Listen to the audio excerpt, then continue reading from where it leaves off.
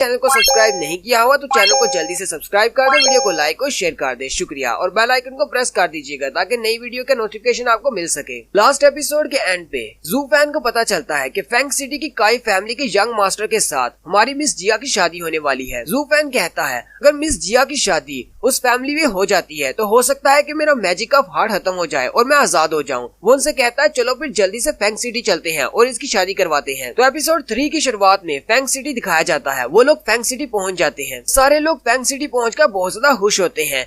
टोंगलिंग उससे पूछता है जू फैन से तुम्हें कैसा लगा, तुम तो पहली बार फैंग सिटी आए हो। जबकि जू फैन उसे देखकर कहता है ये तो बस एक छोटा सा गांव है, पता नहीं ये लोग इसे सिटी क्यों कह रहे हैं। जू फैन कहता है क्या हम लोग सीधे काई फैमिली नहीं जा सकते। इस जिया उसे कहती है नहीं, हम लोग डायरेक्टली वहाँ पर नहीं जा सकते, पहले मैं और मेरा भाई वहाँ पर जाएंगे, उनसे बात करेंगे और उसके बाद तुम लोगों को बुलाया जाएगा। टोंगलिंग कहता है कोई बात नहीं, हम लोग यहीं पर रुकेंगे। जू फैन कहता है अब ये क्या बात हुई, पता नहीं तुम्हें वहाँ पर कितना टाइम लगेगा। टोंगलिंग उसे कहता है अगर हम लोग भी 7 दिन के वहाँ पर डायरेक्टली चले जाते हैं तो वो लोग पता नहीं क्या सोचेंगे। ये सारे नोबल लोग हैं, इनकी फैमिली में अगर गुलाम सीधे चले जाएं तो वो बहुत ज्यादा गुस्सा हो जाते हैं। लोग यहीं सामने वाले होटल में जाकर रुकते हैं और रेस्ट करते हैं। जू फैन उन दोनों से कहता है ठीक है तुम दोनों काई फैमिली चली जाओ। कि वो टोंगलिंग से कहता है तुम यहाँ पर सामने वाले होटल में रूम बुक करवाओ, मैं यहाँ पर सिटी को घूम कर आता हूँ। इसी वक्त मिस जिया का भाई आके बढ़ता है और उसे कहता है भाई गुलाम कहेंगे तुम यहाँ पर हमारी लू फैमिली की वजह से आए हो और आजकल तुम कुछ ज्यादा ही फुदक रहे हो। एक बार मेरी बहन की काई फैमिली में शादी होने दो, मैं अपने जीजा जी के साथ मिलकर तुम्हें दिखाऊंगा कि गुलाम की औकात क्या होती है। जू फैन आगे बढ़ता है और उसकी बैक में किक मारते हुए कहता है जाओ दफा हो और जाकर अपने जीजा जी के साथ जाकर मिलो। मिस जिया का छोटा भाई फिर से उसके पास जाकर रोना शुरू कर देता है। मिस जिया उसे कहती है तुम इस तरह की हरकतें क्यों करते हो, तुम्हें पता है कि तुम हमारे सर्वेंट हो, फिर भी तुम अपने मास्टर को कैसे मार सकते हो। जू फैन कहता है तुम्हारे भाई ने पहले शुरुआत की थी, इसे कहो कि फालतू में मुझसे पंगा न लिया करे। अगर तुम्हें लगता है कि मैं बहुत ज्यादा बुरा हूँ मुझे आजाद कर दो, मैं यहाँ से चला जाऊंगा। मिस जिया उसकी बात सुनकर आगे से कोई भी जवाब नहीं देती। फिर जू फैन वहाँ से चला जाता है। टोंगलिंग भी उसके साथ साथ आगे बढ़ जाता है और उसे कहता है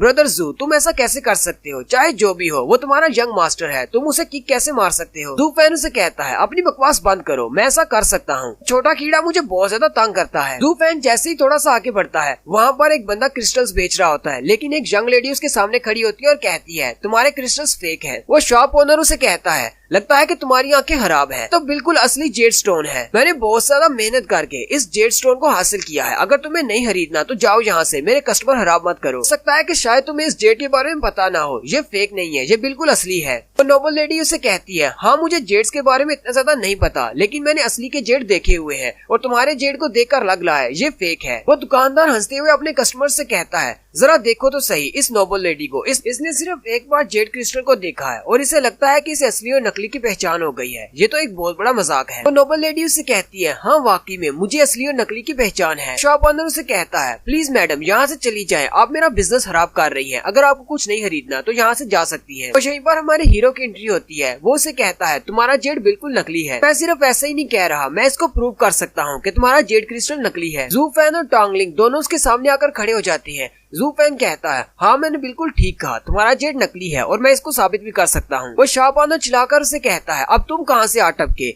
अगर तुम साबित कर सकते हो तो साबित करके दिखाओ कि मेरा जेड नकली है। मुझे लगता है कि तुम यहाँ पर मेरा बिजनेस खराब करने के लिए आए हो, तुम तो सिर्फ ऐसे ही बकवास कर रहे हो, मेरे सारे के सारे क्रिस्टल बिल्कुल असली है। जू फैन हंसते हुए उससे कहता है अगर तुम्हें मेरी बात पर यकीन नहीं तो चलो फिर टेस्ट करके देख लेते हैं, मैं तुम्हें साबित करके दिखाता हूँ तो तुम्हारे जेड क्रिस्टल नकली है। जू फैन वहीं टेबल के ऊपर पानी का एक प्याला रख लेता है। वहाँ पर इर्द गिर्द बहुत सारे लोग इकट्ठे होते हैं। वो उन सबसे कहता है मैंने इस प्याले के अंदर नॉर्मल वाटर डाला हुआ है जो कि आप कहीं से भी ले सकते हो और इसके अंदर मैं सल्फर के टुकड़े डालने वाला हूँ, तुम अपनी जेड क्रिस्टल को मुझे दे दो, हम इस पानी में उसे डालेंगे और हमें पता चल जाएगा कि वो नकली है या असली है। शॉप ओनर से अपना जेड क्रिस्टल देते हुए कहता है चलो फिर देखते हैं। जू फैन उस क्रिस्टल को पानी के अंदर डाल देता है। क्रिस्टल का रंग पहले ग्रीन कलर का होता है, जैसे वो पानी के अंदर जाता है उसके ऊपर से उसका रंग उतरना शुरू हो जाता है और सारा पानी भी रेड कलर का हो जाता है। तो शॉप ओनर बाकी के लोग भी देखकर बहुत ज्यादा हैरान हो जाते हैं, उसका क्रिस्टल वाकई में नकली होता है। जू फैन उसे कहता है तुम सब लोगों को सरप्राइज होने की जरूरत नहीं, ये क्रिस्टल तो पहले से ही फेक था, जैसे इसे पानी के अंदर मैंने डुबोया इसके ऊपर जो रंग चढ़ाया गया था वो उतर गया। जू फैन उस क्रिस्टल को हाथ में पकड़ते हुए कहता है, अब तुम्हें ये बात मानना होगी कि ये नोबल लेडी बिल्कुल ठीक कह रही थी, ये क्रिस्टल नकली है। वो शॉप ओनर कहता है, अच्छा ठीक है, मैं ये बात मान लेता हूँ। वो नोबल लेडी उसे कहती है, तुम्हारा ये जेड स्टोन 3 स्पिरिचुअल स्टोन का है, अगर तुम देना चाहो तो मैं खरीद लूंगी, ये एक फेक स्टोन है। इसी वक्त उस शॉप ओनर के सर में कुछ लगता है, वो पीछे की तरफ देखता है और कहता है, मुझे पत्थर किसने मारा। तो पीछे जितने भी कस्टमर उससे क्रिस्टल लेकर गए होते हैं वो सारे अपने क्रिस्टल्स लेकर वापस आ जाते हैं और कहते हैं, हमें रिफंड चाहिए, तुमने हमें धोखा दिया है। और फिर सारे मिलकर उसको पीटना शुरू कर देते हैं। वो शॉप ओनर उसे कहता है, बच्चे तुम इंतजार करो, मैं तुम्हें नहीं छोड़ूंगा, तुम्हें कभी माफ नहीं करने वाला, तुमने तो मेरे बिजनेस का कबाड़ा कर दिया है। वो नोबल लेडी उसे कहती है, यंग मास्टर तुम्हारी आंखें तो बहुत ज्यादा तेज है,